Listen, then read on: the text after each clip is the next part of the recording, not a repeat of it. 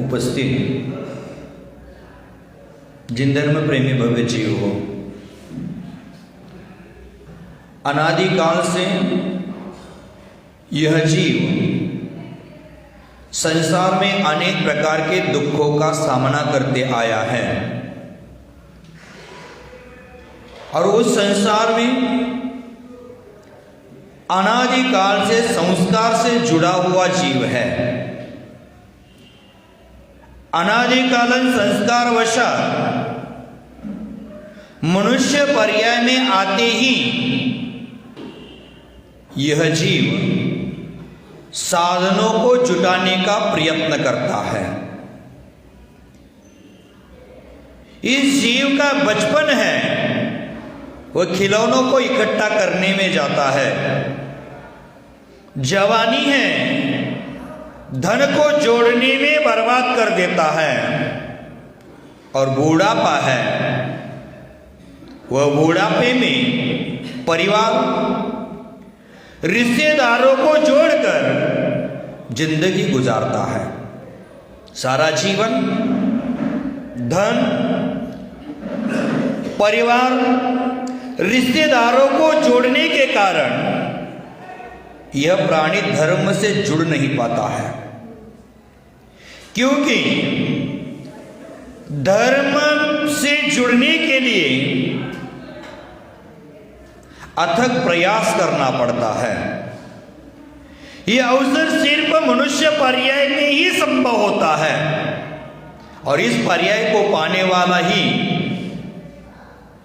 पाप कर्मों को गला करके, संपूर्ण कर्मों की निर्जरा करके शाश्वत सुख की प्राप्ति कर सकता है। लेकिन हमें निरंतर सोचना चाहिए कि मनुष्य पर्याय के पुण्य प्रभाव से धन संपत्ति सारी सुख सुविधाएं अपने मिल सकती है, लेकिन सांसारिक दुविधा में फंसकर मनुष्य को असुविधा के साथ जीवन गुजारना पड़ रहा है। भव्य बंधुवर, ऐसा क्यों हो रहा है? इसका कारण क्या है? इसका एक ही कारण है कि मनुष्य ने अपने जीवन का लक्ष्य धन कमाकर परिवार को चलाना ही रखा है। भव्य बंधुवर, दुनिया में करोड़ों लोग हैं और धन का संग्रह करके सुख सुविधा के साधनों को जुटा लेते हैं, लेकिन धार्मिक कार्यों में धन समर्पित करना, उससे वो चूक जाते हैं। भव्य बंधुवर, आचार्य भगवंतों ने कहा है, दिगंबर संत के लिए अनेक लोग चौका लेकर खड़ा हो जाते हैं, चौका बनाकर खड़ा भी हो जाते हैं, लेकिन जिसके अन्न में, जिसके द्रव्य में ताकत होती है, उनके चौखट पर जाकर साधु खड़े हो जाते हैं। साधु संत होते हैं, ऐसे ही भोजन स्वीकारते नहीं है, भोजन वो भजन श्रद्धा के साथ स्वीकार लेते हैं। साधु संत होते हैं, वो रोटी के भूखे नहीं होते हैं, वो नवदा भक्ति के भूखे होते हैं।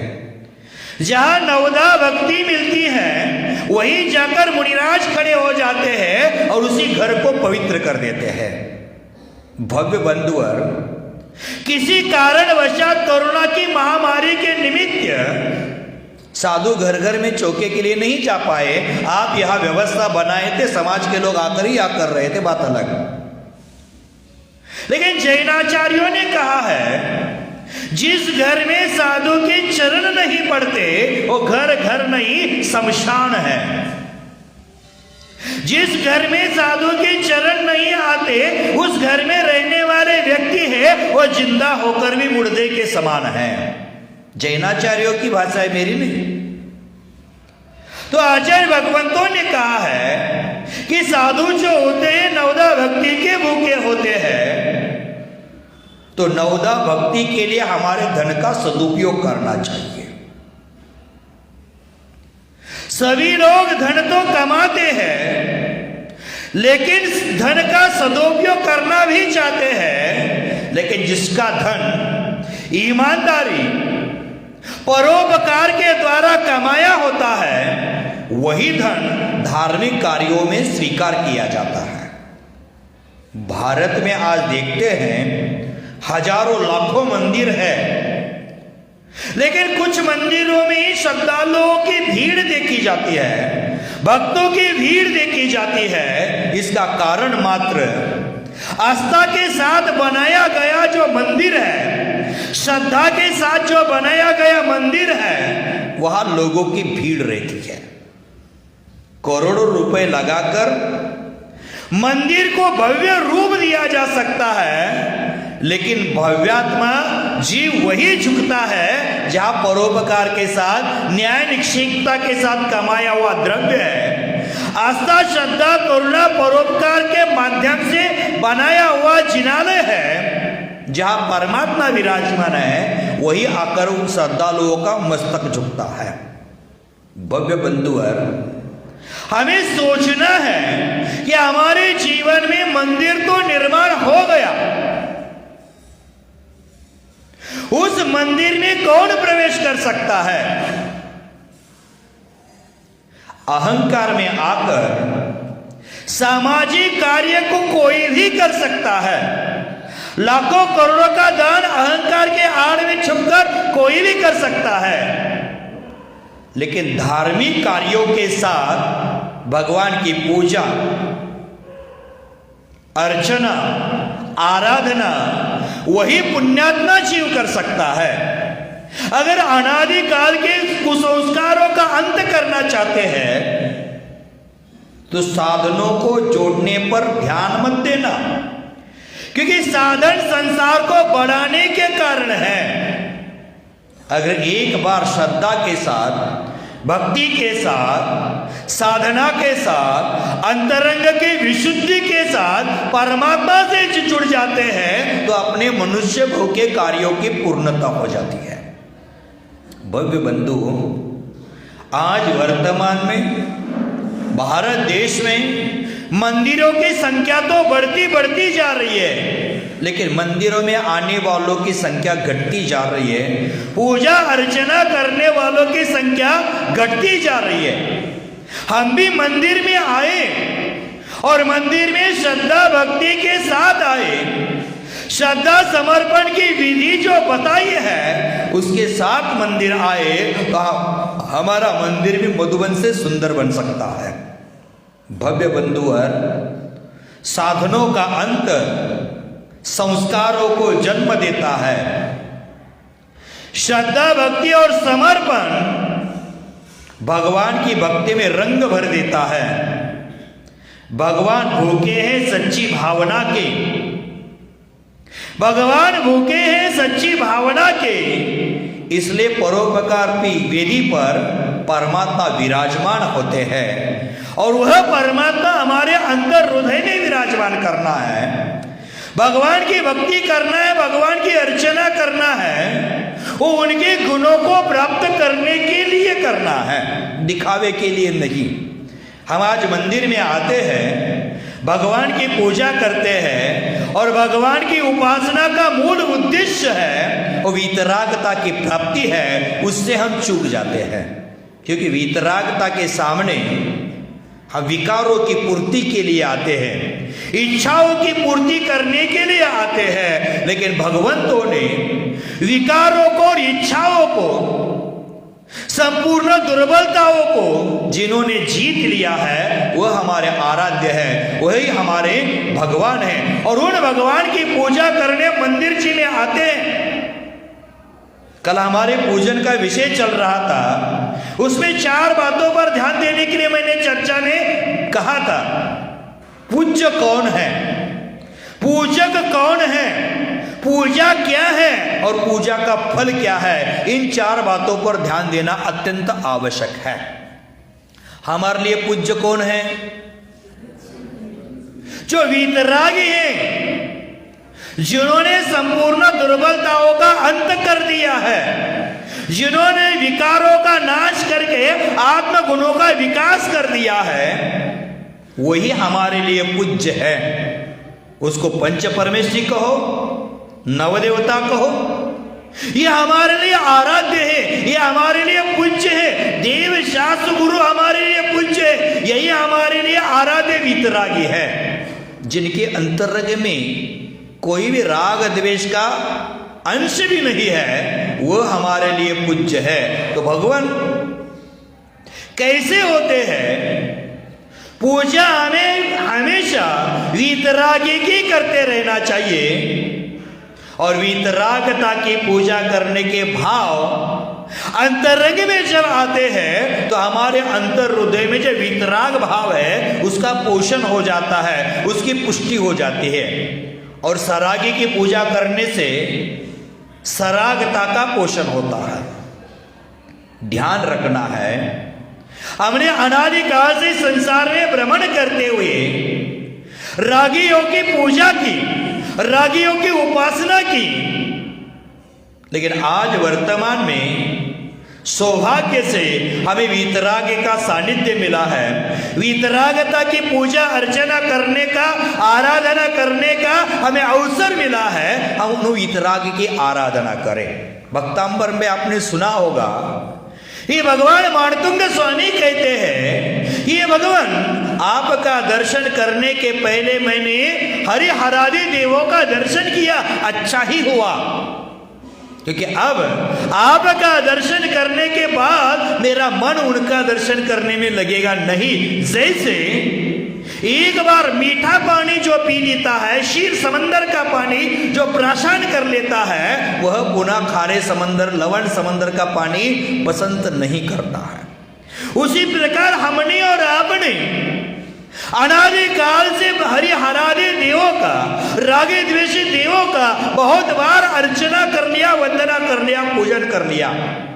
हमारा सौभाग्य वीतराग धर्म मिला है, वीतराग का सानिध्य मिला है, और यह मिला है वो हमारे सौभाग्य से मिला है। इसके माध्यम से भगवान की आराधना करके हमारे अंतरंग में जो व्यामोह है, जो विकारी भाव है, जो अज्ञान है, जो अहंकार है, वो दूर करने का प्रयास करना चाहिए। आज वर्तमान में विकारों को दूर करने के लिए वीतरागता ही कारणभूत है, और उसके माध्यम से हम जीवन को सफल बना सकते हैं। तब पूजा की बात आती है तो वीतरागी की पूजा करते हैं, जिन्होंने संपूर्ण कर्म कलंकों को नष्ट किया है, विकारों को दूर किया है, वही हमारे पूज्य है। और पूज्यों के गुणों की आराधना का नाम पूजा है। देखो, वीतरागी के चरणों में जाकर यदि हमारी दृष्टि है उन वीतरागता पर केंद्रित होती है, उनके गुणों पर केंद्रित होती है, तो हमारी पूजा सफल है। और मंदिर में आकर लौकिक चाह हम करते हैं, सांसारिक साधनों की मांग भगवान को करते हैं, तो हमारी पूजा व्यर्थ है, हमारी पूजा का कोई भी औचित्य नहीं है। तो विकारों को दूर करने के लिए हम भगवान के मंदिर में आना चाहिए। अन्यथा हमारी जो क्रिया है वो मात्र कर्मकांड रूप बनकर रह जाएगी। हम अपनी आत्मा की आराधना नहीं कर पाएंगे, आत्म गुणों का विकास नहीं कर पाएंगे, हमारे विकारी भावों को हम नष्ट नहीं कर पाएंगे, और हमारे अंतरंग में जो अज्ञान अनादिकाल से है, अनादिकाल से जो मिथ्यात्व है, उसको हम दूर नहीं कर पाएंगे। तो भव्य बंधुवर, हमारे अज्ञान को दूर करना है, हमारे आत्म गुणों का विकास करना है, तो गुणी जनों को देखकर हमारे अंतर हृदय में प्रेम उमड़ना चाहिए। जैसे अन्नू भैया आ गया तो आपके चेहरे पर हंसी खिल गई। कि गुणी जन होते हैं, वो हमें गुणों का मार्गदर्शन देते हैं, वो हमें गुणों की ओर ले जाते हैं, वो हमारे अंतरंग में गुणों का विकास कर देते हैं। इसलिए भगवान जी के मंदिर जी में आकर हम भावना करते हैं, वंदे तद्गुण लब्धहि। भगवान के गुणों की वंदना करने आ जाते हैं, और भगवान को वंदे तद्गुण लब्धे बोलकर हम भावना करते हैं, हे भगवान, मैं आपकी पूजा करने के लिए आया हूं, इसलिए नहीं आया हूं कि आप महान हैं, बल्कि इसलिए आपकी पूजा करने आया हो कि आपने गुणों का विकास कर लिया है। वही गुणों का विकास करना मैं चाहता हूं, इसलिए भगवान मैं आपके पास आया हूं। अपने अवगुणों को नष्ट कर दिया है, आप गुणों की खान हो। आपके अंतरंग में दोषों का इतना भी निशान नहीं है, इसलिए मैं आपके पास आया हूं। आपके पास मैं इसलिए आया हूं कि आपके गुणों को देख करके, आपके गुणों का स्मरण करके मैं मेरे गुणों का विकास कर पाऊं, मैं मेरे गुणों को पहचान पाऊं। जो मेरे चित्त में जो दोष है, उस चित्तों के दोषों को दूर कर सकूं, ये भावना रखकर मैं भगवान आपके पास आया हूं। तो भव्य बंधुवर, हम हमेशा भगवान की पूजा करने आ जाते हैं। भगवान की पूजा करने के, भगवान के गुणों का स्मरण करने का सामर्थ्य हम में नहीं है। भगवान के गुणों का वर्णन, भगवान के गुणों की स्तुति वही कर सकता है जिनके पास सिद्ध भगवान जैसा ज्ञान हो। हमारा सामान्य लोगों का काम नहीं है, वहां तक हमारी दृष्टि भी नहीं पहुंच सकती है, उतना हमारे ज्ञान का विकास भी नहीं हो पाया है। लेकिन हम भक्ति वशात भगवान के गुणों का वर्णन करने जा रहे हैं। जैसे वक्तांबर जी में कहते हैं कि जो बालक होता है वो चंद्र के प्रतिबिंब को पकड़ने के लिए पहुंचता है, उसी प्रकार मैं भगवान आपके गुणों को समझ नहीं पाया हूं, लेकिन फिर भी जितना गुणों को जाना है उतने गुणों की स्तुति करने का प्रयास कर रहा हूं।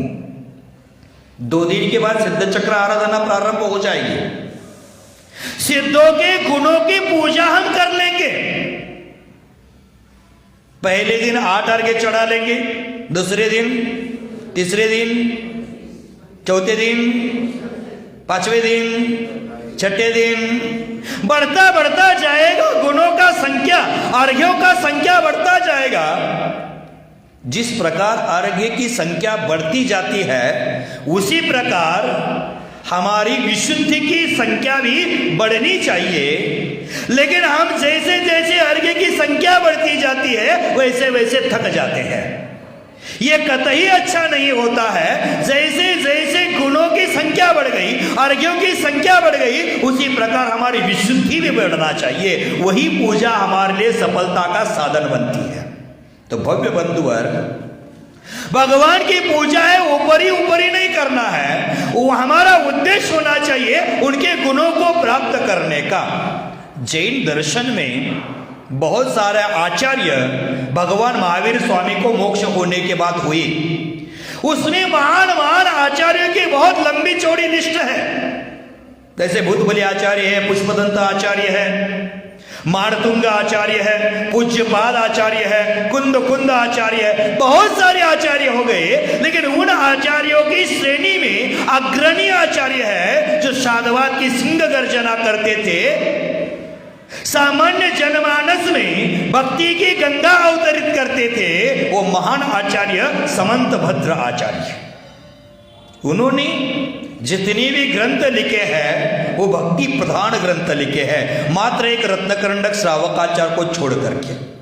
बाकी सब ग्रंथ उन्होंने भक्ति प्रधान ही लिखे हैं। जैसे स्वयंभू स्तोत्र हो, आत्ममीमांसा हो, देवागम स्तोत्र हो, बहुत सारे ग्रंथों की उनकी रचना है, वह मात्र भक्ति पूरस है, अंतरंग में भक्ति की सरिता का उत्पाद करने के लिए है। और ऐसे महान आचार्य, महान दार्शनिक, उन्होंने भगवान की परीक्षा की। आप सब लोग गुरु की परीक्षा करते हो, करना भी जरूरी है। कहते हैं पानी पीजिए छान कर और गुरु कीजिए जानकर। गुरु की परीक्षा करना भी चाहिए, लेकिन गुरु होते एक बार परीक्षा लेने के बाद में मन में संदेह उत्पन्न नहीं होना चाहिए। हमारी परीक्षा 100 बार लेना, दिगंबर साधुओं की परीक्षा 100 बार लेना, क्योंकि कहा जाता है हम कांचन है, कांच नहीं, चाहे ले लो परीक्षा। दिगंबर संत होते हैं वो कंचन की तरह होते, कांच की तरह मात्र चमकते नहीं है, वो कंचन की तरह मूल्यवान भी होते हैं। तो गुरु की परीक्षा हम कर लेते हैं। उसी प्रकार आचार्य भगवान समंतभद्र स्वामी ने भगवान की परीक्षा ली। उन्होंने कहा, भगवान की परीक्षा के रूप में आत्ममीमांसा में सुखी दिखते हुए उन्होंने कहा, हे भगवान, मैं आपके चरणों में आया हूं, आपकी पूजा करने आया हूं, इसीलिए मैं आपके चरणों में आया हूं। क्यों आया हूं? कि आपके अगल बगल में देवी देवताओं का समूह चारों ओर खड़ा है, इसलिए नहीं आया हूं। आप समूह शरण में विराजित हैं, इसलिए नहीं आया हूं। ये तो इंद्र भी समूह शरण की रचना कर सकता है, एक जादूगर भी ऐसा कोई विचित्र कार्य कर सकता है। मैं आपका ठाट बाट देखकर नहीं आया हूं। हे भगवान, राजा महाराजा आपके चरणों में झुकते हैं, इसलिए मैं देखा देखे आपके पास नहीं आया हूं। आप आकाश में विहार करते, आकाश गमन होता है, इसलिए नहीं आया हूं। जब आपका विहार होता है तो आपके चरणों में सुवर्ण कमलों की रचना होती है, इसलिए भी मैं आपके पास नहीं आया हूं। ये करामात एक जादूगर भी कर सकता है। हे भगवान, मैं आपके पास इसलिए आया हूं, आप गुणों के भंडार हो, आपने दोषों के आवरण का अभाव किया है, आप वीतरागी हो, आपके अंदर स्वाभाविक गुणों का प्रकटीकरण हुआ है। आपके अंदर में जो गुणों का प्रकटीकरण हुआ है, उन गुणों की आराधना करने में आपके पास आया हूं। हम भगवान के मंदिर में किस लिए आते? गुणों की आराधना करने के लिए आते हैं कि संसार की तुच्छ डिमांड करने आ जाते हैं? भगवान को मुट्ठी भर चावल चढ़ा देते हैं और करोड़ों की डिमांड करते हैं। भगवान को ये दातार है। आचार्य भगवान विद्यासागर महाराज जी कहते हैं कि भगवान भगवान होते हैं, दाता नहीं, और भक्त भक्त होता है, भिखारी नहीं। मंदिरों में भीख मांगने के लिए मत आना, मंदिरों में भगवान की भक्ति करने के लिए पहुंचना। हम भगवान की भक्ति करें, भगवान के उत्कृष्ट गुणों की आराधना करें, उन गुणों को प्राप्त करने के लिए करें। भगवान की जो पूजा करते हैं वो मूर्ति की पूजा मत करो, उसमें जो मूर्तिमान छुपा हुआ है उस मूर्तिमान की पूजा करो। हम कल से पूजा करने की शुरुआत करेंगे। पूजा शब्द की गहराई को हमें समझना है, पूजा के महत्व को समझना है। मात्र यहां आना, 4 दाना चावल चढ़ाना, ये पूजा नहीं है।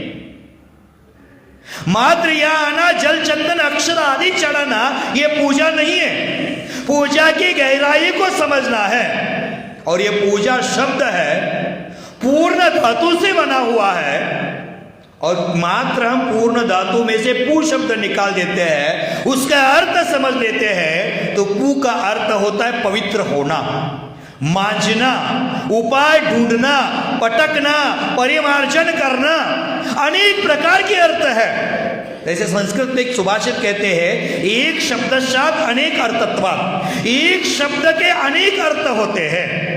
उसी प्रकार यह पूजा का अर्थ होता पवित्र, मांझना, उपाय ढूंढना, पटकना, परिमार्जन करना।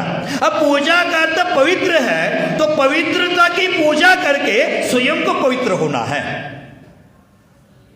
आचार्य भगवंतों ने कहा है, भगवान तो पवित्र हो चुके हैं, भगवान की पूजा करके हमें पवित्र होने का प्रयास करना है।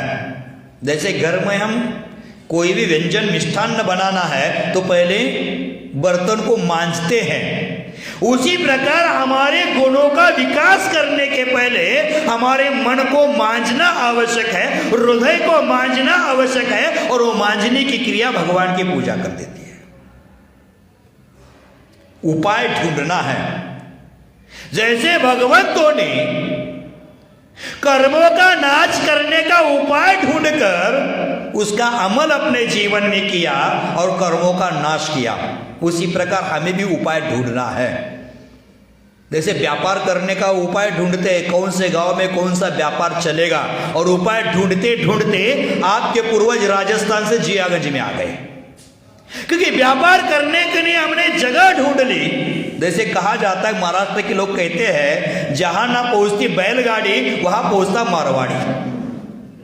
बैलगाड़ी भी पहुंचने की जगह नहीं है, वहां पगडंडी भी नहीं है, वहां उपाय ढूंढते ढूंढते मारवाड़ी धन की लालसा में यहां तक पहुंच गया। उसी प्रकार भगवान के गुणों को समझ करके उस गुणों के विकास का उपाय ढूंढना है। जो भगवान ने कर्मों के नाश के लिए जिस उपाय का प्रयोग अपने जीवन में किया था, उसी उपाय का प्रयोग हमें ढूंढकर अपने जीवन में उसका प्रयोग करना है। तो कर्मनाश का उपाय क्या है? कैसे कर्मनाश होता है? तत्वार सूत्रकार आचार्य भगवान उमा स्वामी महाराज जी कहते हैं, सगुप्ति धर्मानुप्रेक्षा परिचय जय चारित्र ही।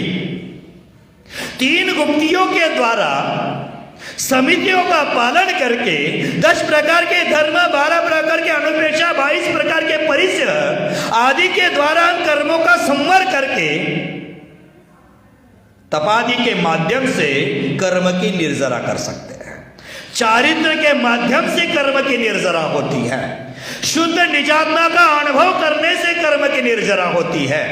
ऐसे ही कर्म की निर्जरा नहीं होती है। सिद्ध चक्र विधान कर दिया, करोड़ों लाखों खर्चा कर दिया, हमारे कर्म की निर्जरा हो गई, ये होता नहीं है। वहां पुण्य का आश्रय होता है, शुभ कर्म का बंध होता है, और कर्म निर्जरा के लिए साधन मात्र शुद्धात्मा का अनुभव है। तप करना ही कर्म निर्जरा का साधन है, उसके माध्यम से हम कर्म की निर्जरा कर सकते हैं। तो भव्य बंधुवर, हमें उपाय ढूंढकर उस उपाय का अमल अपने जीवन में करना चाहिए। पूजा है वो मात्र बहिरंग की क्रिया समझकर हम करेंगे तो हमारे अंतरंग में निर्मलता नहीं आएगी, पवित्रता नहीं आएगी, हम अपने अंतरंग को मांझ नहीं पाएंगे। तो पूजा वह प्रक्रिया है जो अपने चित्त को निर्मल कर देती है, आत्मा को पवित्र कर देती है, और उसका सामर्थ्य मात्र भगवान की पूजा में ही है। तो पूजा क्या है, पूज्य कौन है, पूजक क्या है, और पूजा का फल क्या है, ये हम समझ रहे हैं। तो पूजा का फल क्या है? हम भगवान की पूजा करते, उसका फल अंत में हम चढ़ा देते, मोक्ष फल प्राप्त ये फलम निर्वपामि स्वाहा। मात्र स्वाहा बोलने में जिंदगी गुजार दी, लेकिन स्व के धर्म को हमने पहचाना ही नहीं है। स्वाहा स्वाहा स्वाहा स्वाहा करके जिंदगी गुजार दी, लेकिन स्व के धर्म को पहचाना नहीं है। मोक्ष फल की प्राप्ति के लिए हमने फल को चढ़ा दिया, लेकिन मोक्ष फल की प्राप्ति आज तक कर नहीं पाए। तो भव्य बंधुवर, अपनी पूजा फलवान करने के लिए हमें अपनी पूजा का अभिप्राय समझना है। हमारी पूजा को निष्फल मत बनाना, खर्चा व्यर्थ हो जाएगा। अपनी पूजा है उसको पवित्र बनाना। अब किसको पवित्र बनाना ये समझ लेना। कई पागलों की मान्यता होती है कि भगवान का अभिषेक भगवान को पवित्र करने के लिए होता है, उनका मार्जन करने के लिए होता है। पागलों, ऐसा वचन बोलकर मिथ्या वचन की पुष्टि मत कर लेना। भगवान तो स्वयं पवित्र है ही, उनका अभिषेक करके हमें पवित्र होना है। आचार्य महागणंदी स्वामी जी ने कहा है, ये भगवान आप तो कर्म बंधन से मुक्त हो गए हैं, आपको अभिषेक की कोई आवश्यकता नहीं है, लेकिन हम भक्तिवश होकर आपका अभिषेक कर रहे हैं, आपकी पूजा कर रहे हैं। इसलिए आपका अभिषेक नहीं कर रहे हैं कि आपका कर्ममल धो सके, इसलिए हम अभिषेक कर रहे हैं कि हमारे कर्ममल को हम धो सके। आपके कर्ममल तो ऐसे ही पहले झड़ चुके हैं। आप तो कर्म से रहित होकर निष्कलंक हो गए हैं, विमल हो गए हैं। हमें विमल होना है, हमें पवित्र होना है, हमें निष्कलंक होना है। इसलिए आपके माथे पर हम शुद्ध जलधारा छोड़ रहे हैं। शुद्ध जल का अभिषेक हम इसलिए कर रहे हैं कि अपने कर्ममल का प्रक्षालन कर सके। भगवान का कर्ममल तो ऐसे ही धो चुका है। लोग कहते हैं, कई लोग ऐसे पागल बोलते हैं कि भगवान जी के ऊपर धूल जमती है, उसको साफ करने का हम काम करते हैं। अभिषेक क्रिया तो आगमोक्त नहीं है, ऐसी मान्यताएं मिथ्या दृष्टि लोगों की होती है। लेकिन भव्य बंधु और समझना, यहां से कोई मर जाता है व्यक्ति, पुण्य योग से स्वर्ग में जन्म लेता है अथवा पाप योग से स्वर्ग में जन्म लेता है। स्वर्ग जन्म लेने के लिए मात्र पुण्य की आवश्यकता नहीं, पापी लोग भी जाते हैं, हल्का सा पुण्य करके वहां जाते हैं, मिथ्या दृष्टि भी जाते हैं, सम्यक दृष्टि भी जाते हैं। सम्यक दृष्टि हो चाहे मिथ्या दृष्टि हो, वहां जन्म लेता है और जन्म लेने के बाद पहला काम होता है भगवान का अभिषेक करना। वहां जिनबिंब विराजमान है। एक एक भवनवासियों के देवालय में, जिनालय घर, एक एक भवनवासियों के भवन में एक एक जिनबिंब है और उसकी असंख्यात देव वंदना करते हैं। अकृत्रिम चैतालय की वंदना करने 2 दिन के बाद देवादिगण जाएंगे नंदीश्वर द्वीप में। तैयारी चल रही, उनकी पैकिंग चल रहा है, पैकिंग कर रहे हैं नंदीश्वर द्वीप की वंदना करने की। अकृत्रिम चैतालय है, वहां जिनबिंब है, 500 धनुष से ऊंचे हैं, वहां की वंदना की तैयारी कर रहे हैं। आप तैयारी कर रहे हैं शीत चक्र विधान की। शीत चक्र विधान है, कहीं अष्टानिक का विधान नहीं है। 8 दिन आया है इसलिए हम अष्टानिका में करते हैं। अष्टानिका में करना भी गलत नहीं है, नहीं तो आप पूरे समझोगे अरे ये तो गलत हो गया। अष्टानिका में तो नंदीश्वर विधान किया जाता है, नंदीश्वर द्वीप की पूजा की जाती है, जहां स्वर्ग के देवतागण जाकर पूजा करते हैं। हम 8 कर रहे हैं, अच्छी बातें करने के लिए विरोध नहीं है। यह 8 दिन का है, इसलिए हम 8 दिन में उसके करना प्रारंभ कर दे। बीच में भी शीत चक्र विधान कर सकते हैं, ऐसी कोई आपत्ति उसमें नहीं है। तो भव्य बंधुवर, सोदर में इंद्र आदि देव है, वो जन्म लेने के लिए पहले जन्म लेता है, उस समय भगवान का अभिषेक करता है। चाहे मिथ्या दृष्टि हो चाहे सम्यक दृष्टि, दोनों भी करते हैं। मिथ्या दृष्टि है वो हमारा कुलदैवत मानकर अभिषेक कर लेते हैं, और सम्यक दृष्टि देव है वो हमारे आराध्य दैवत मानकर अभिषेक कर लेते हैं। आप मंदिर जी में भगवान की पूजा कर रहे हैं, जैन कुल में उत्पन्न हुए हैं, इसलिए हम उनको कुल देवत मानकर पूजा कर रहे हैं, तो अपने गुणों का विकास नहीं होगा। मंदिर जी में जो भगवान है हमारे आराध्य है, उन्होंने गुणों का विकास किया है, उन्होंने कर्ममल को नष्ट किया है, इसलिए मेरा कर्ममल नष्ट हो जाए, मेरे गुणों का विकास हो जाए, इसलिए मैं भगवान की पूजा करना हो, ऐसा भावना बनाकर पूजा करो। यहां भगवान का अभिषेक करते हो, भगवान की दर्शन के लिए आते हो, तो भावना भाते हो, प्रभु पतित पावन मैं अपावन, शरण आयो चरण जी, भगवान के चरणों में मैं क्यों आया हूं? प्रभु आप पतित पावन हो, मैं कैसा हूं? अपावन हूं। आप तो पवित्र हो चुके हैं, मैं अपवित्र हूं, मुझे पवित्र करने के लिए आना है। मुझ में पवित्रता आ सके, इसी की कामना लेकर मैं भगवान के पास आया हूं। संसार का उद्देश्य लेकर भगवान के मंदिर में मत आना। भगवान मेरी दुकानदारी अच्छी हो जाए, मैं सोने का छतर चढ़ा दूंगा। एक उदाहरण बताता हूं। छोटा बच्चा होता है ना, छोटा बच्चा, उसको टोपी पहना देते हैं। ठंडी के दिनों में सर्दी ना लगे, कान पैक करने के लिए टोपी पहना देते हैं। तो एक चतुर चालाक बनिया था, वो भगवान के पास जाता है। अजैन भगवान है, समझना। भगवान के पास जाता है और भगवान को कहता है कि मेरा 1 करोड़ का जो अटका हुआ काम है वो हो जाएगा, तो मैं आपको सोने की टोपी पहना दूंगा। सौभाग्यवश काम भी हो गया, भगवान ने नहीं किया लेकिन काम हो गया। भगवान किसी का अच्छा भी नहीं करते, किसी का बुरा भी नहीं करते, वो सच्चे भगवान होते हैं। तो उसके 1 करोड़ का काम निपट गया। अब चतुर चालाक सोने की टोपी पहनाने में खर्चा तो ज्यादा आएगा, लाखों रुपए लगेगा। इसलिए उन्होंने क्या कर दिया, अपने घर में बच्चा उसी दिन पैदा हो गया, उसी दिन उसका काम हो गया था, अपने बच्चों का नाम सोनिया रख दिया और उसकी टोपी पहनाकर भगवान को लेकर गया और ले लो सोने की टोपी। इतनी हम चतुर चालाक बन जाते हैं, तो ये चतुराई हम व्यापार में करो, लेकिन भगवान के मंदिर में धर्म के कार्यों में चतुर चालाकी करोगे तो आपका जीवन बर्बाद हो जाएगा, जीवन व्यर्थ हो जाएगा। तो भव्य बंधु, भगवान के पास हम आते हैं, प्रभु पतित पावन मैं अपावन शरण आयो आपकी। भगवान के चरण में क्यों आए हैं हम?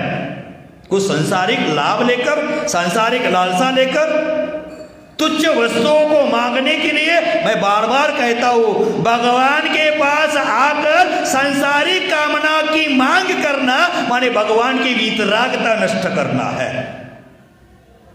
भगवान जो निर्दोषी है उनको दोषी बनाना है, उनको दोषी मत बनाओ। भगवान को मांगो मत कुछ, मांगने से भीख भी नहीं मिलती है, लेकिन आपका पुण्य योग हो तो बिना मांगे मोती भी मिल जाते हैं। हम क्यों मांग रहे हैं? मांग कर आज मंदिरों में भक्तों की आवाज कम है, भिखारी की आवाज ज्यादा है। मांगते सुपरमार्केट समझते हैं, गुल्लक में 10-20 रुपए डालते हैं और 10-20 लाख की डिमांड कर देते हैं। अरे पागलो, ऐसा इतना सस्ते में भगवान है क्या? तो पूजा का अर्थ हमें समझना है, पूजा का उद्देश्य हमें समझना है। और पूजा का उद्देश्य है कि हमारे उपायों को ढूंढना, वीतरागता के उपायों को ढूंढना, कल्याण के उपाय को ढूंढना, ये हमारा अभिप्राय होना चाहिए। तो भव्य बंधुवर, अहंकार के भाव में हम भगवान की पूजा को ना छोड़ें, भगवान की पूजा का निषेध ना करें कि भगवान की पूजा तो मात्र धूली साफ करने के लिए होती है। वह स्वर्ग में मिथ्या दृष्टि चाहे सम्य दृष्टि जीव पहला अभिषेक करने का काम करता है। स्वर्ग में कौन सी धूली है? वहां तो धूली है ही नहीं, फिर भी वो अभिषेक कर रहे हैं। और हम यहां कुछ भी विचार करके निधत्ति निकाचित कर्म का बंद कर रहे हैं।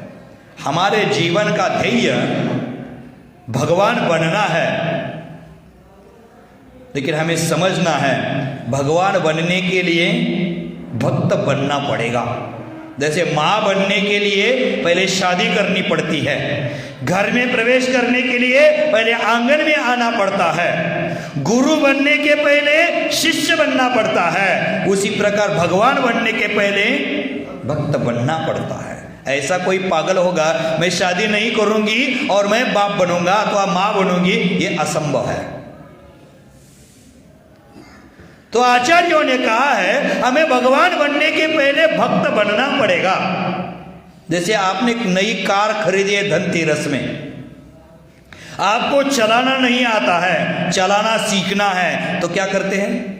ड्राइविंग क्लास लगा देते हैं, ड्राइवर के बगल में बैठते हैं, ड्राइवर क्या क्या करता है देखते हैं, और उसी प्रकार हम गाड़ी चलाना सीख जाते हैं। और एक बार गाड़ी चलाने सीखने के बाद ड्राइवर को छुट्टी कर देते हैं।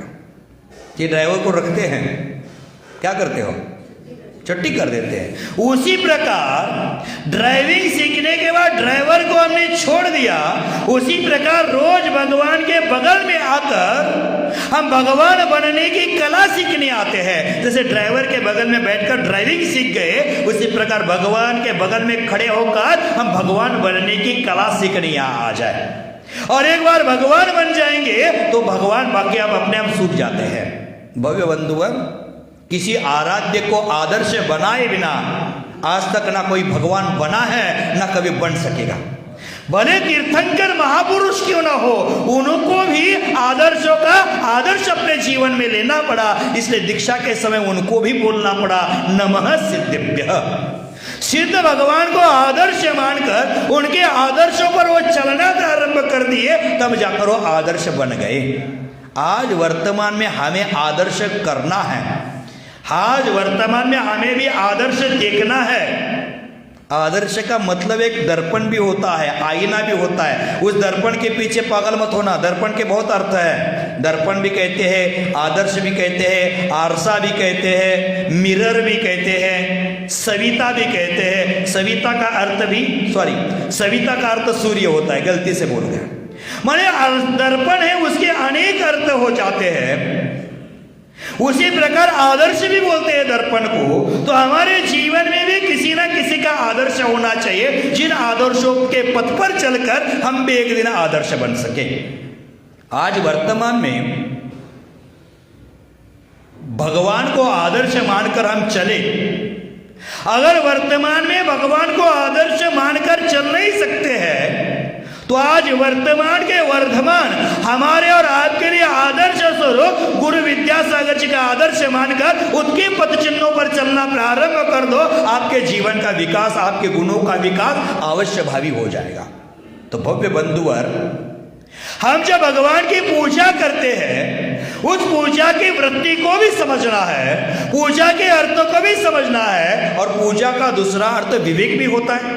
हमारे अंतरंग में विवेक होना चाहिए, हमारी आत्मा में विवेक जागृत होना चाहिए, तभी जाकर हमारा कल्याण हो सकता है। हमारा आज तक विवेक जागृत ही नहीं हुआ है। सम्यक दर्शन क्या है, सम्यक ज्ञान क्या है, सम्यक चारित्र क्या है, समीचीन धर्म क्या है, ये पहचाना ही नहीं। मात्र टाइटल में हमारा जैन लगाने से हमें लगता है हम जैन हैं। न खाने को चैन है, न पीने को चैन है, कमर कसे सीना ताने कहता जैन है। ऐसा कहने से जैन ही नहीं होता है। जैन धर्म कोई निरमा पाउडर कंपनी नहीं है, पहले इस्तेमाल करो बाद में विश्वास करो। जैन धर्म कोई निरमा पाउडर कंपनी नहीं है, पहले इस्तेमाल करो बाद में विश्वास करो। जैन धर्म तो जीवन बीमा कंपनी है, जिंदगी के साथ भी और जिंदगी के बाद भी। बहिरंग का हम बीमा पॉलिसी कर देते हैं, वह पॉलिसी आपके काम बिल्कुल नहीं आती है, आप मरने के बाद परिवार वालों को मिलती है। लेकिन जैन धर्म में जो पुण्य रूप क्रिया करते हैं वो परिवार वालों को नहीं, आपको स्वयं के लिए मिलती है। तो जैन धर्म में क्रिया अपने स्वयं को स्वयं के लिए करना चाहिए, और वो पूजा करके हमारे अहंकार का विसर्जन होना चाहिए। अहंकार का विसर्जन ही अहोभाव की प्राप्ति का साधन है। अहंकार का विसर्जन ही गुणों के विकास का माध्यम है। अहंकार का विसर्जन ही नमोकार के लिए कारण है, और अहंकार का विसर्जन ही मोक्ष के लिए साधन बन सकता है। हम बार बार कहते हैं अगर मोक्ष जाना है तो अहंकार के कार से उतर करके विनय के विमान में बैठो, मोक्ष अपने आप मिलेगा। हम अहंकार के कार से उतरना ही नहीं चाह रहे। कौन कौन से चीज का अहंकार है? समंत भद्र आचार्यों ने कहा है, ज्ञानम पूजा कुलम जाति बलम वृद्धि तपो वपुहु अष्टावासित मानित्वम स्माहे माहुर्गत स्मया। हमें ज्ञान का अहंकार, कितना ज्ञान है हमारे पास? केवल ज्ञान के सामने हमारा ज्ञान है अत्यंत सूक्ष्म, परमाणु मात्र है। उस ज्ञान का कोई वैल्यू नहीं है। केवल ज्ञान कितना होता है? केवल ज्ञान तीन लोक का, तीन काल का, भूत भविष्य वर्तमान के अनंत अनंत जीवों के द्रव्य गुण और पर्याय को युगपत जानते हैं। आपको समझाने के लिए केवल ज्ञान अनंत है, और अनंत केवल ज्ञान में से भगवंतों ने अनंतवा हिस्सा, अनंतवा भाग उपदेश रूप में कहा है। उसमें से अनंतवा भाग गणधरों ने जाना है, उसमें से अनंतवा भाग गणधरों ने आपको कहा है, आचार्यों को कहा है। आचार्यों ने अनंतवा भाग लिपिबद्ध किया है। जितना लिपिबद्ध किया है उसमें से अनंतवा भाग आज वर्तमान में उपलब्ध है। जितना उपलब्ध है उसमें से अनंतवा भाग आचार्य भगवान जैसे साधक जानते हैं, और उसमें से अनंतवा भाग उपदेश रूप में कहते हैं। उसमें से अनंतवा भाग आप लोग जानते हैं, और उसमें से आचरण में कितना लाते हैं। तो भगवान का ज्ञान कितना है? अनंत ज्ञान है, लेकिन उस ज्ञान का अहंकार हम करते हैं, उसके सामने हमारा कुछ भी नहीं है। सूरज के पास सहस्र किरणें प्रकाश देने के लिए होती है, लेकिन हमारे पास एक भी किरण नहीं है, फिर हम ज्ञान का अहंकार कर देते हैं। मुझ जैसा ज्ञानी कोई नहीं है। आज अहंकार के आड़ में कभी कभी क्या होता है, गुरुओं को भी समझाने का प्रयास कर देते हैं, गुरुओं को भी ज्ञान बांटने का काम नहीं छोड़ते हैं। तो भव्य बंधु, और मैं बार बार कहता हूं, अपने जीवन का विकास करना है तो गुरु के चरणों में रहो, गुरु के कानों में मत जाना। अगर गुरु के कान में जाकर उल्टी सीधी बात करोगे तो गुरु को भी रागी द्वेषी बनाओगे। गुरु के भी कषाय अगर उमड़ जाएंगे तो गुरु को भी दूषण लगाने का पाप आपको लगेगा। इसलिए गुरु के कानों में दूसरे की निंदा सुनाने मत जाना, निंदा करने मत जाना, गुरुओं के सानिध्य में जीवन विकास की बातें करने जाना। तो भव्य बंधुवर, हमारे जीवन में अहंकार है, उस अहंकार को छोड़ना पड़ेगा। हम भगवान की उपासना करने आते हैं। आचार्य भगवंतों ने कहा है, उपास्य की उपासना उपास्य बनने के लिए की जाती है। मुनिराज समता सागर महाराज ने एक छोटी पुस्तिका संकलित की है आचार्य भगवंत के सुंदर सुंदर वाक्यों का, सागर बूंद समाए। उसमें कहते हैं उपास्य की उपासना उपास्य बनने के लिए की जाती है, भगवान की भक्ति भगवान बनने के लिए की जाती है, बाकी सांसारिक वस्तु मांगने के लिए नहीं। लेकिन क्या करें, यह तभी संभव है उपास्य बन करके हम उपास्य तक पहुंचे। बिना उपासना के उपास्य तक पहुंचना असंभव है। भगवान के गुणों की आराधना से ही हमारे अंदर हृदय में जो विराजित गुण है, भगवत सत्ता है, वह प्रकट हो सकती है, अहंकार के आड़ में नहीं। यह अहंकार अपने मन में कभी मत लाना। यह अहंकार और भगवान की पूजा, इसमें बहुत अंतर है। अहंकार के साथ कभी भगवान की पूजा नहीं होती।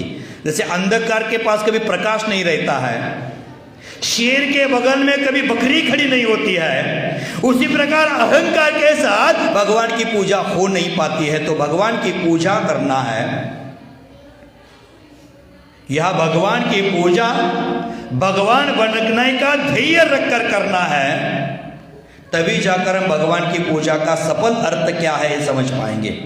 भगवान के चरणों में समर्पित हुए बिना हम भगवान कतई नहीं बन पाएंगे, भगवत सत्ता को प्राप्त नहीं कर पाएंगे। भगवान है, ये कोई साधारण वस्तु नहीं है, जब चाहे जैसे चाहे जो चाहे हम कर ले, ऐसा संभव नहीं होता है। तो भव्य बंधु और भगवान की पूजा करके जो शुद्ध बुद्ध निरंजन है, उस आत्म तत्व को हमें भी पाना है। मोक्ष जाने के लिए हमारे जीवन का बहुत महत्व है। जैसे मोक्ष जाने के लिए कर्म की 7 प्रकृतियां हैं, तो उससे अक्षय क्षयक्षम अथवा उपशम होगा, तभी सम्यक्त होगा। और सम्यक्त्व है वो मोक्ष महल की नींव है। सम्यक्त्व कितने प्रकार के हैं? 2 प्रकार के हैं, 3 प्रकार के हैं, 6 प्रकार के हैं, 10 प्रकार के हैं।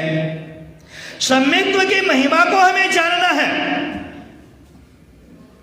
गुणस्थान की अपेक्षा देखा जाए तो 6 प्रकार का सम्यक्त्व है।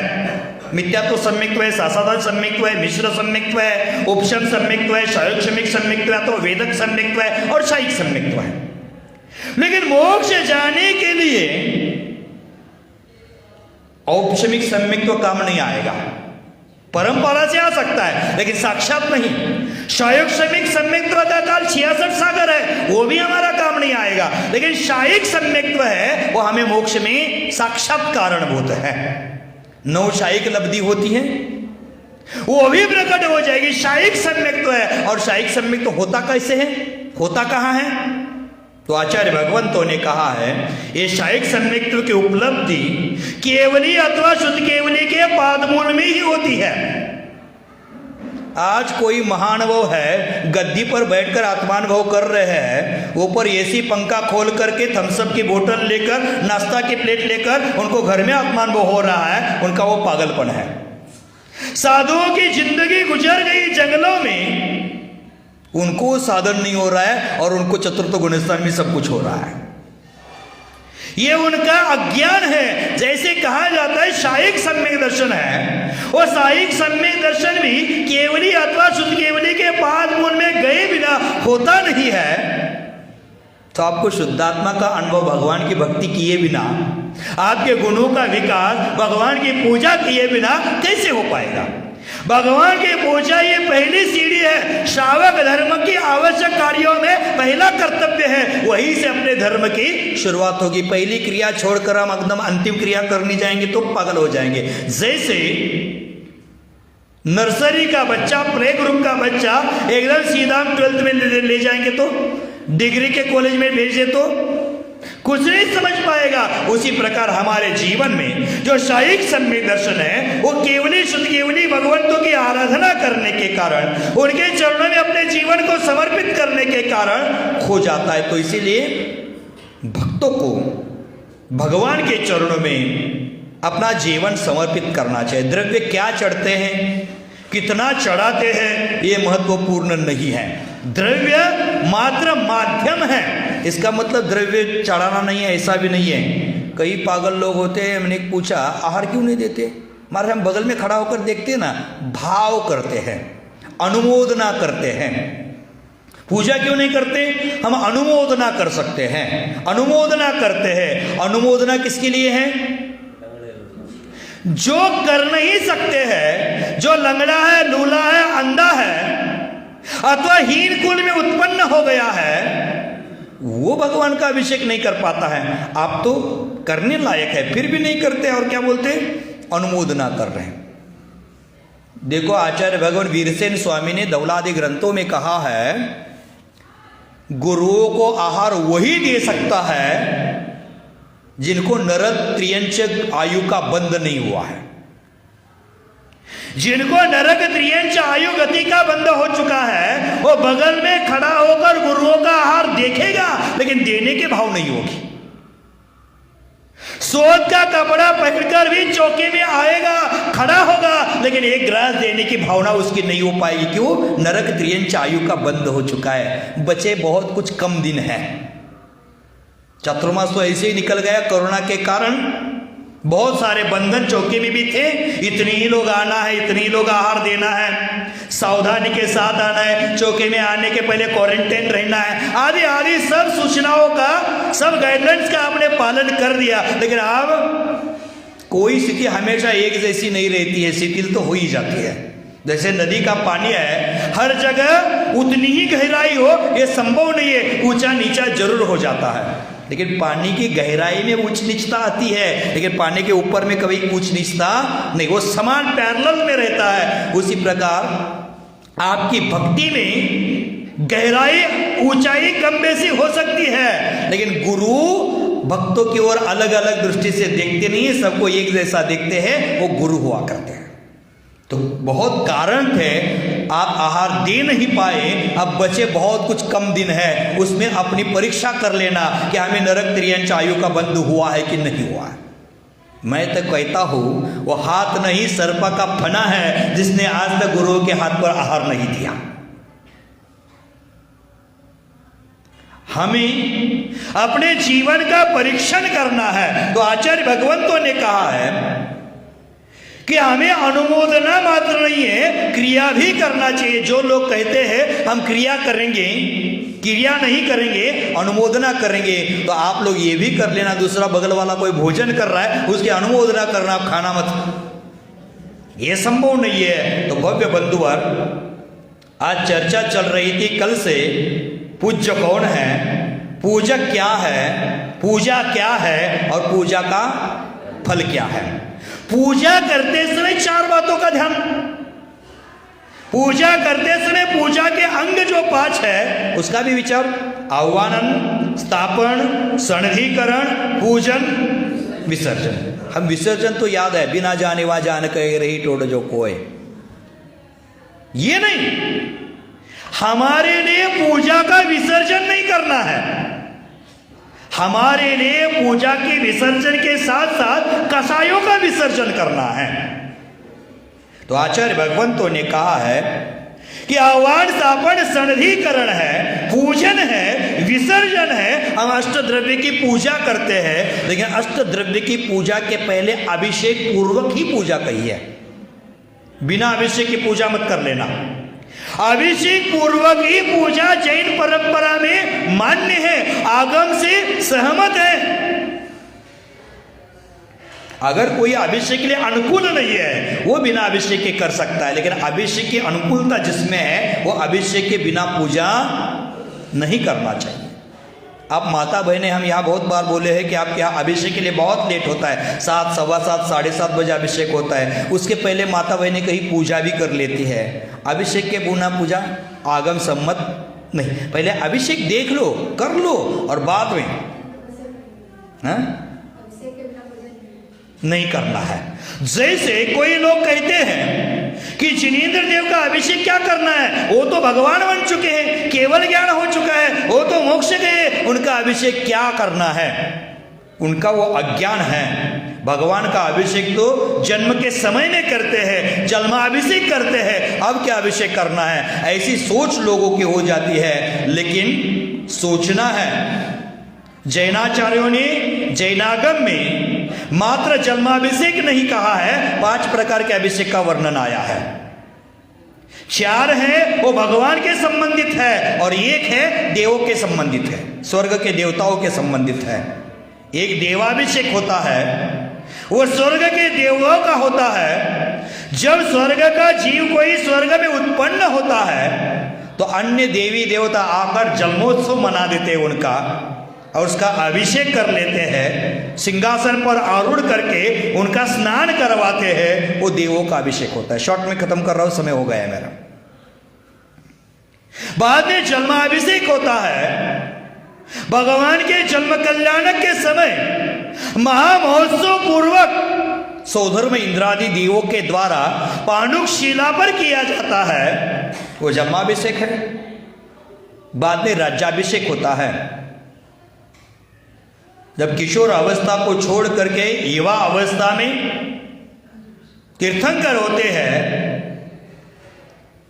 तो उनके पिताजी अपनी राज्य गद्दी अपने बेटे को दे देते हैं और उस समय राज्याभिषेक होता है। पंच कल्याणक में यही देखने के लिए भीड़ होती है। जिस दिन राज्याभिषेक होता है उसी शाम को दीक्षा कल्याणक भी होता है, लेकिन राज्याभिषेक में लाखों की भीड़, दीक्षा कल्याणक में मात्र आचार्य, उनका संघ, प्रतिष्ठाचार्य और गिने चुने पात्र ही बच जाते हैं। बाकी सब शाम होता है भोजन के लिए दौड़ते हैं। भव्य बंधुवर, त्याग को देखना हमारी भावना नहीं बनती है। जहां कीर्तनकर पुरुष दीक्षा कल्याणक के समय संपूर्ण भयाभ्यंतर परिग्रह का त्याग करके अपने आत्म कल्याण की ओर कदम बढ़ाते हैं, वो हम देखते नहीं है। हम भोग को देखने जाते हैं, राज्य गद्दी को स्वीकारते हैं, वो देखने पहुंच जाते हैं। देखो, राज्याभिषेक होता है जब तीर्थंकर को सिंहासन पर विराजमान किया जाता है, तब वो होता है। बाद में वैराग्य अभिषेक भी होता है।